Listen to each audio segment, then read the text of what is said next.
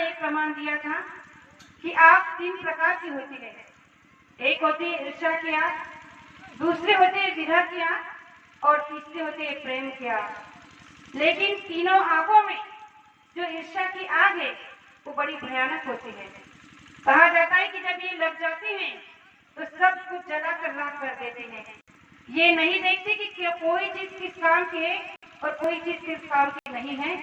इतनी भयानक होती है ईर्ष्या की आग।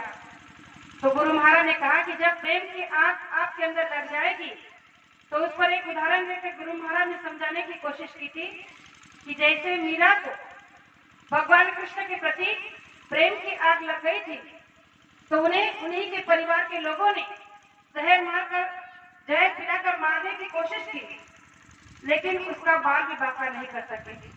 उसने बड़े प्रेम के साथ उस जहर को पी लिया, कृष्ण कृष्ण का नाम जाप करते हुए। उसे तो इस बात का पता भी नहीं था कि उसके साथ में उसी के परिवार ने क्या किया है।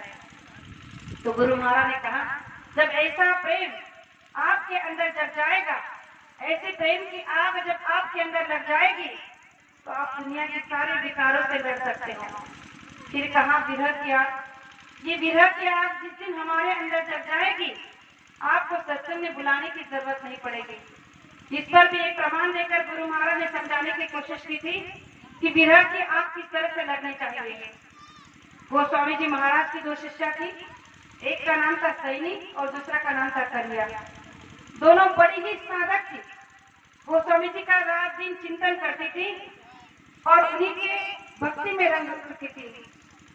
एक दिन जब वो साधना में बैठी तो अंदर से इतना विरह जाग उठा कि वो दोनों बहनें वो स्वामी जी के दर्शन के लिए रात को ही घर से निकल पड़ी। उस समय जाति बिरादरी का बहुत बड़ा सिलसिला था और वो दोनों जैन समाज की थी। तो सोचने लगी कि इतने रात में तो दिन में तो कोई जाने नहीं देगा, तो रात में ही निकल जाते हैं और गुरु का दर्शन कराते हैं। जब दोनों ही रात में नदी को पार करते हुए गोस्वामी जी के दर्शन करने के लिए निकल पड़ी तो रास्ते में गोस्वामी जी महाराज का एक शिष्य जिसका नाम था हृदय, वो बड़ा ही साधक था और वो भी गुरु के प्रति बहुत ही समर्पित था। तो उसने देखा कि 2 शिष्या गोस्वामी जी महाराज से मिलने के लिए बड़ी तड़प के साथ आ रही हैं, लेकिन इतने रात में उनका जाना ठीक नहीं है। तो उसने रास्ते में उन दोनों को रोक लिया और पूछा कि तुम कहाँ जा रही हो। उन दोनों ने कहा कि हम गोस्वामी जी महाराज का दर्शन करने जा रहे हैं। कहा कि इतने रात में वहां जाना ठीक नहीं होगा, चलो मैं तुम्हें यही उनका दर्शन करा देता हूँ। दोनों को भजन पे बिठाया और दोनों को वही गोस्वामी जी महाराज का दर्शन कराया। लेकिन कहते हैं ना कि विरह की आग इस तरह से नहीं बुझती जब एक बार लग जाती है। इतना दर्शन कराने के बाद भी उन दोनों के अंदर की जो विरह की आग थी वो बुझी नहीं थी। उन्होंने कहा कि ये तो सही है, आपने हमें उनका दर्शन यही करा दिया, लेकिन जब तक हम उन्हें साक्षात देख नहीं लेते अंदर की प्यास नहीं बुझ सकती, अंदर का विरह नहीं खत्म हो सकता। और दोनों उसी समय दौड़कर गोस्वामी जी के पास गई और उनका दर्शन किया। तो ये होती है विरह की आग, इसे कहते हैं विरह। इसीलिए तो गुरु महाराज ने कहा था कि कामी क्रोधी से भक्ति न हो, भक्ति कोई करे सुरमा जो फूल भरण जात हो। भक्ति का मतलब केवल कहने के लिए नहीं है, विरह का मतलब केवल कहने के लिए नहीं कि हमने अपने आंखों से आंसू बहा दिए, गुरु के लिए 2 बूंद टपका दिए, 2 बातें बता दी, इसे विरह नहीं कहते हैं। विरह अंदर से जाग जाता है और जिस दिन जाग जाता है संसार की सुध हम खो देते हैं, अपनी आप की सुध हम खो देते हैं। हम और पिया यानी हम और गुरु के सिवा कुछ नजर नहीं आता है।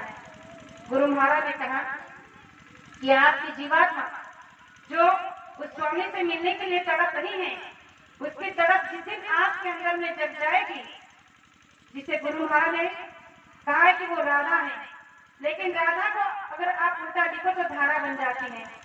तो गुरु महाराज ने कहा कि जब ये राधा जब धारा बन जाती है, वो धारा का उल्टा अर्थ होता है पत्नी, और जब ये राधा बनकर स्वामी से मिलने के लिए जब जाते हैं तो ये है सच्चा विरह। तो उस दिन संसार की कोई ताकत उसे रोक नहीं सकती है। तो गुरु महाराज ने कहा कि जिस दिन ऐसा विरह, ऐसी तड़प आपके अंदर जग जाएगी, आप मुझे अपने आप में देखकर खुश हो जाओगे, किसी से पूछने की जरूरत नहीं पड़ेगी।